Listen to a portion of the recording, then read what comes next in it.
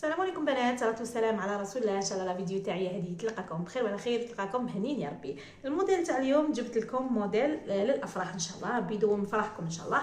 شوفوا هذا الموديل ميلانج، يعني اختلاط ما بين السروال المدور والملحفه الشاويه. يعني راح ندير لكم من تحت سروال مدور تزيري، سروال تزيري، كاين يقولوا له سروال تزيري، كاين يقولوا له سروال مدور، ومن الفوق ندير لكم ملحفه شاويه، ولكن راح نفصلهم لكم بطريقه بسيطه وماهيش معقده. يعني هذا الموديل اكيد ان شاء الله لافراحكم طبقوه تلبسوه. راح نفصلوا لامي ان شاء الله باذن الله، راح تلبسوه في قناه سميره ان شاء الله. عندهم تورناج في قناه سميره باذن الله، راح تلبسوه وراح تشوفوه عليها مع تزينوا بالاكسسوارات ان شاء الله، يبان تحفه. بابسط الاشياء راح ندير لكم موديلات رائعه في القناه تاعي. اللي ماهوش مشترك في القناه ما ينساش يضغط على الزر الاحمر اشتراك، يشترك ويدير يفعل الجرس باش كل ما ننزل فيديو يلحقكم الاشعار. وما تنسونيش بنات من لايك للفيديو باش يطلع ويتبارطاجا باش اليوتيوب يقبلو، وما تنسونيش بتعليق جميل منكم كما عودتوني في التعليقات. شكرا لكم بنات، وسامحوني اذا طولت عليكم فضلا وليس امرا، هذا اكيد من حبي فيكم راني نطلب منكم. شكرا لكم، ونبداو على بركه الله ونقولوا بسم الله ونبداو في الفيديو تاعنا اليوم. شوفوا بنات، عندي 4 مترات قماش من هذا، كل وحده تخير. كاين اللي تحب دير بخوكار، كاين اللي تحب انواع القماش. يعني حنا السوق الجزائريه متنوعه بالاقمشه. انا امي اختارت هذا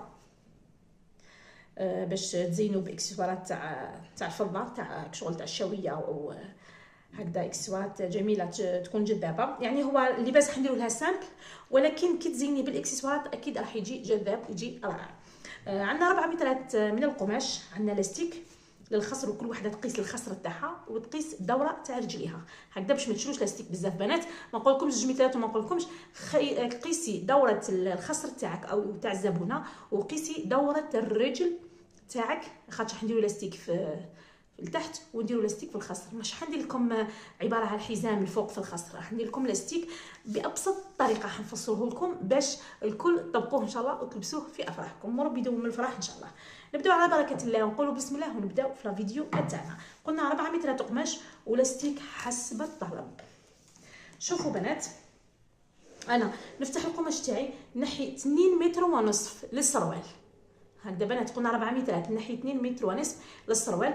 انا نقطع القماش تاعي باش ما نطولش عليكم في الفيديو. نقطع القماش تاعي 2 متر نحطها على السروال، 2 متر ونصف عفوا نحطها على السروال، ومتر ونصف نخليها باش نديرها على شكل ملحفه من الفوق هكذا بنات. شوفوا بنات، قصيت 2 متر ونصف بالقماش. شوفوا فقط نوضح لكم هنا، نجبد لكم هنا هكا منا الطول تاعي، نكيل الطول تاعي الى غايه لتحت، نحي منها قيس 4 اصابع هكا بنات. قيس نتكك لاستيك تاعي هكذا. شوفوا هكذا نطبق القماش تاعي، قيس هكذا 2 اصابع هكذا، نطبق القماش تاعي كامل ونكيل منها من التطبيقه تاعي الى غايه الاسفل 116 سنتيم. 116 سنتيم تجيني طبعا هنا. هذا نخليه مطبق بنات اللاستيك تاعي، ونسحب القماش تاعي للفوق 116 تاعي. وين جاتني هنا ان شاء الله فقط تكون واضح. 116 جاتني هنا. شوفوا بنات، كيلت 116، يعني هنا نقطع القماش تاعي.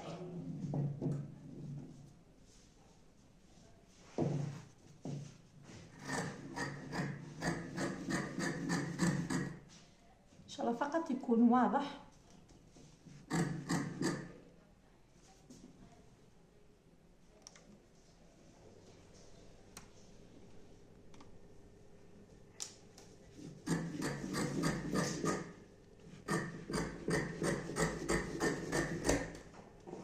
يعني هذا النحو، هذا زايد النحو هكذا بنات.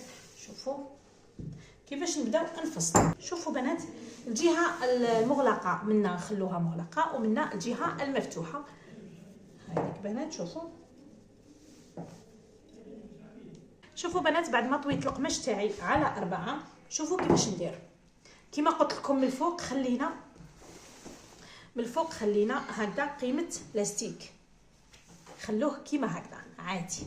نروحوا للاسفل. شوفوا بنات، نطلع فقط هكا باش تبان لكم ان شاء الله. فقط راه يبان يعني مانيش الكاميرا ماهيش تبان لي مليح، راهو ضارب فيا الضوء.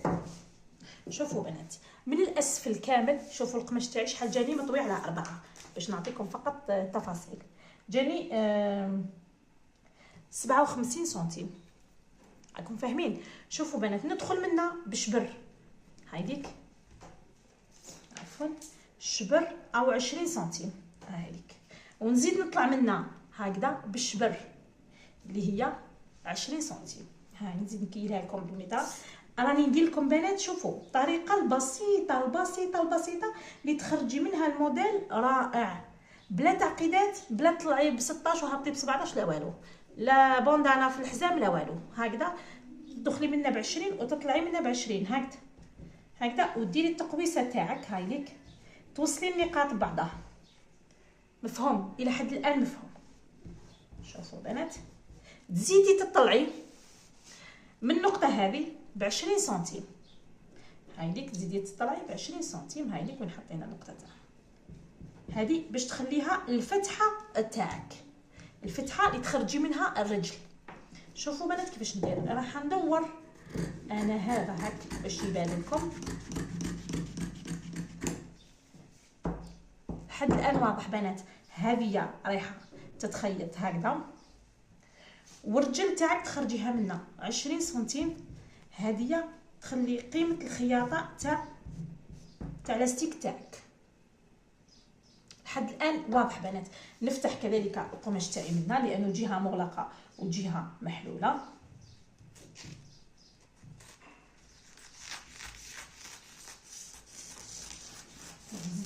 هايليك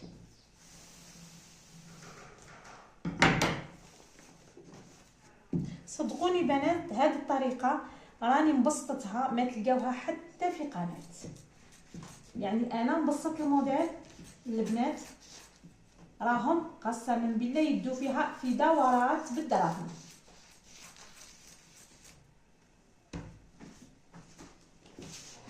فقط نحي هذه الزياده هكا فقط شويه.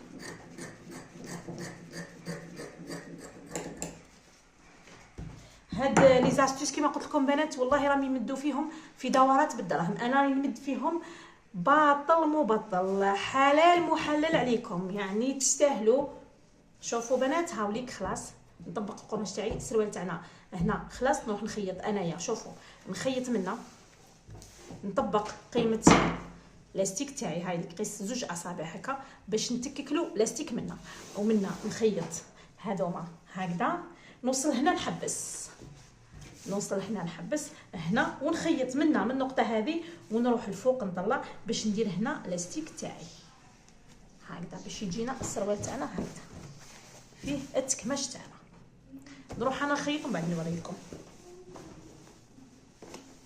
نزيد نجبد الملحفه تاعي الشاويه.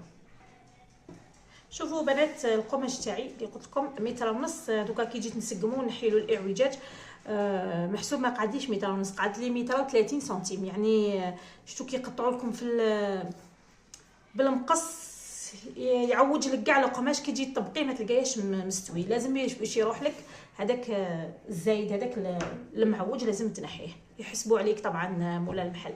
شوفوا بنات انا هاي لك القطعه اللي ندير بها الملحفه تاعي. شوفوا نطبقها على 2 جهه لا ليزيغ مع جهه لا ليزيغ. هاي لك طبعا من بعد نزيد نطبقها هكا على 2. شوفوا بنات نطبقها هكا على 2.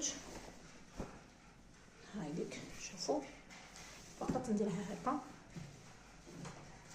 ان شاء الله فقط راهي تبان. ولا نجبد هنا هاك باش تبان لكم. شوفوا هنا الجهه المغلقه بنات، هنا الجهه المغلقه. طبعا انا راح نحاول نتحايل مع القماش تاعي باش كاين الموديل تاع دغابي اللي يجي صدر طايح يكون القماش اكثر من هذا، على الاقل 1.90 متر. باش ديري الموديل دغابي، بصح انا راح نختصر ونديرو موديل سامبل وسهل وما يفدليش القماش بزاف على حساب القماش اللي عندي. لازم تكون الخياطه تتحايل مع القماش وتتحايل مع الموديل اللي يجيها. شوفوا كيفاش ندير انا، نحكم الطبشور تاعي وراح.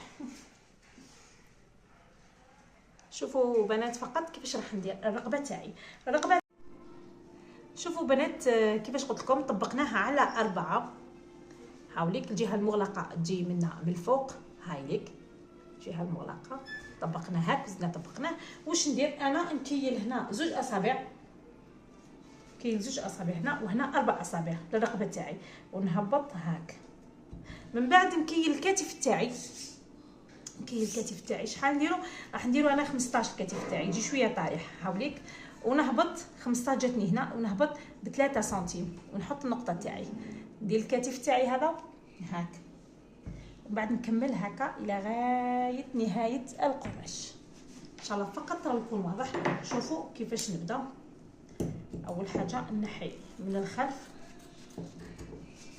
هكذا، ونحي الكتفين هذوما هاك، هاوليك الكتف حتى هنا 15 سنتيم درتهم. من بعد نكمل النزول تاعي هكذا، نفصل الخلف عن الامام، نحي الخلف اللي ما حليناهش بزاف، نفتح من الامام، من الامام نهبط حتى ل 16 سنتيم بنات، 16 او 17،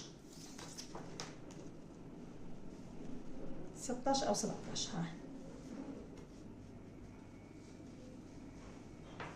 نديرها الرقبه شويه محلوله.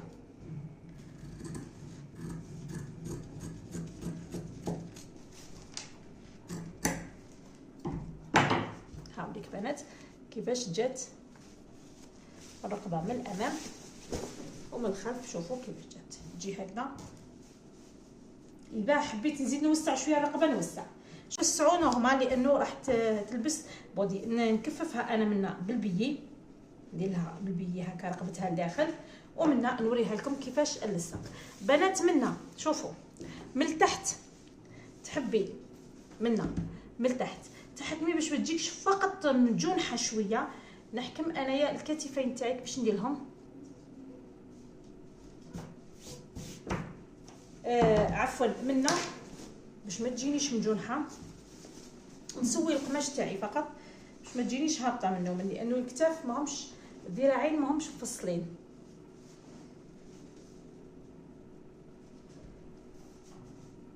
الذراعين فقط ماهمش مفصلين.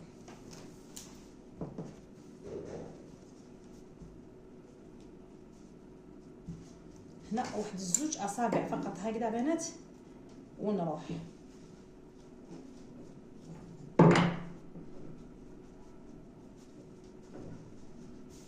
ان شاء الله فقط واضحه. منا 2 اصابع هكذا باش ما تجينيش مجونحه.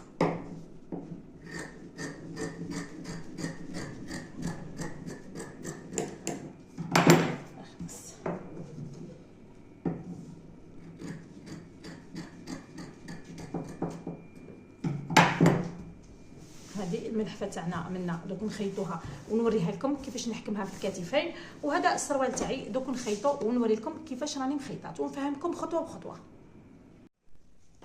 شوفوا بنات بعد ما خيطت السروال تاعي، شوفوا هاوليك كففتو ودرت له لاستيك داخل هاوليك، ودرت له سورجي من داخل ساير داير هاوليك حتى من تحت. ومنا جهه الرجلين شوفوا درت لها السورجي وخليتها باش ندير لها لاستيك، نكفها هكذا وندير لها نتكي لها لاستيك.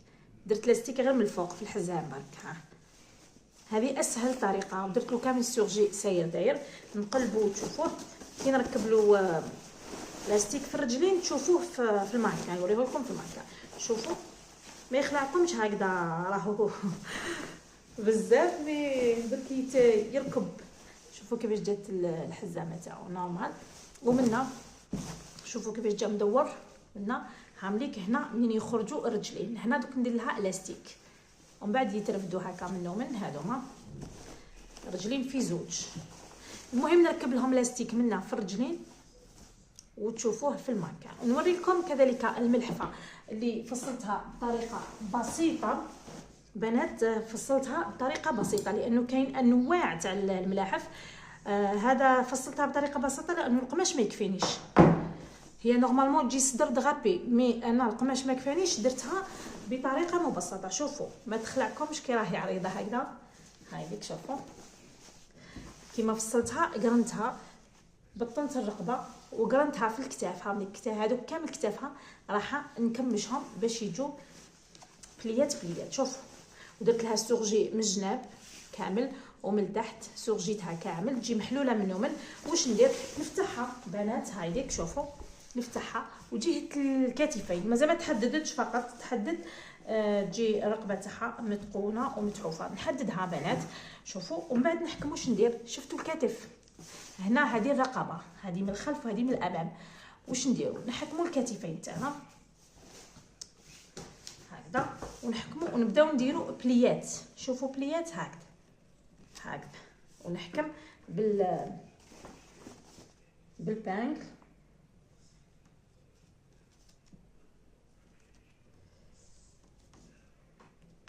هايديك نحكم هكذا ونمشي فوق الخياطه تاع الكتف بنات، فوق الخياطه تاع الكتف هكذا ندير بليات ونهبط ونزيد ندير بليه هكا ونزيد نحكمها هنا هكذا بالبانك. هايديك نزيد نحكم، نحاول اني نسرح القماش تاعي هكذا،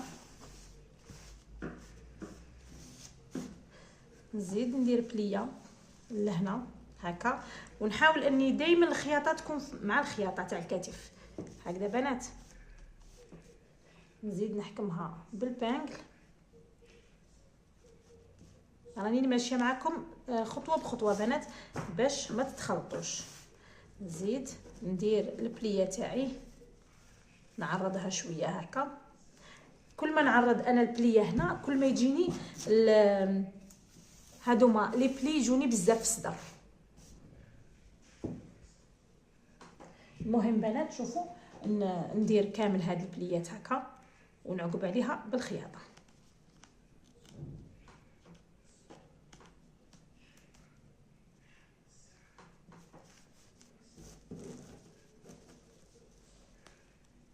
هكا بنات لغايه نخلي كتف عادي. ها هاكو تشوفوا بنات، ها الكتف تاعي يولي عادي. نجيب فقط الميطره نحسب لكم شحال يجي الكتف.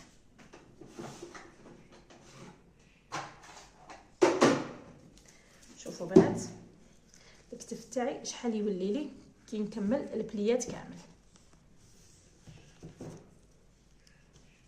تحبي تكفيها منا ولا تكتفي فقط؟ اي تبان ما يتبان. شوفوا تحبوا تكفيها ولا تكتفي فقط بالسورجي. الكتف تاعي شحال جاني هنا؟ جاني 13 هكذا بنات. شوفوا هذه لي بلي لي هبطوا في الصدر نديرها من ونزيد نديرها من، ونفس البليات اللي نديرهم من بنات. ها ونحاول اني نكفف اول حاجه الرقبه تاعنا ها، والمسافه اللي نخليها ما بين الرقبه والبليه كيما منا، كيما خليت منا خلي منا هكذا هكذا. وندير نفس البليات هنا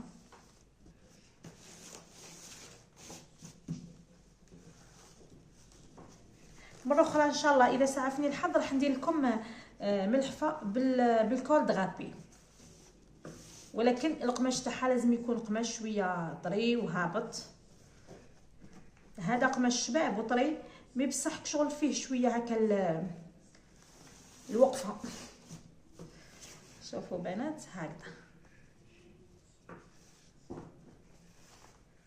نروح انا نخيط هاد لي بلي تاعي ونحدد الرقبه تاعي ونجي نوري لكم كيفاش جات الملحفه تاعنا هكذا بنات.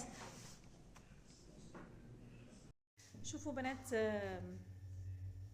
كيفاش الملحفه تاعنا جات. شوفوا لي بلي اللي درناهم في الكتاف كامل هبطوا هكا بنات. فقط منا اللي حبت تغلقها هنا جوست لتحت فقط تغلقها شويه بالخياطه منها، واللي ما حبش تغلقها تخليها هكا تلبس بودي من تحت منها في النوار مع السروال تاعها. وعفوا فقط بنات السروال المدور ما قدرتش نلبسه لكم للمانكا لانه ما فيهاش رجلين كيما كنتوا تشوفوا، ما فيهاش رجلين ما قدرتش نلبس لها السروال المدور. شوفوا كيفاش جات بالبليات، صدقوني كون جا قماش غيبور هكا طري بزاف تجي روعه. شوفوا كيفاش جات البليات تاعها. تزيدوا تزينوها باكسسوارات شابين منها هكا تاع الشاويه تجي ما شاء الله ملحفه قصيره هايديك مع سروال مدور. ان شاء الله فقط تكون عجبتكم. شوفوا بنات لي بلي شحال درنا من وحده زوج ثلاثه 4 5 6 درنا 6 بليات. خلينا قيس الكتف فقط يعني خلينا هنا 13 سنتيم. شوفوا منا ومنا هامديك لي بلي تاعنا فقط دوك نروح نحددها هامديك على حساب لي بلي هادو ما هكا. شوفوا كيفاش جات الملحفه تاعنا ما شاء الله عليها مع الاكسسوار تزيد تعطي نظره ماشي كيما المانكا كيما اللي تلبسها المراه. شكرا لكم بنات والى ملتقى جديد ان شاء الله.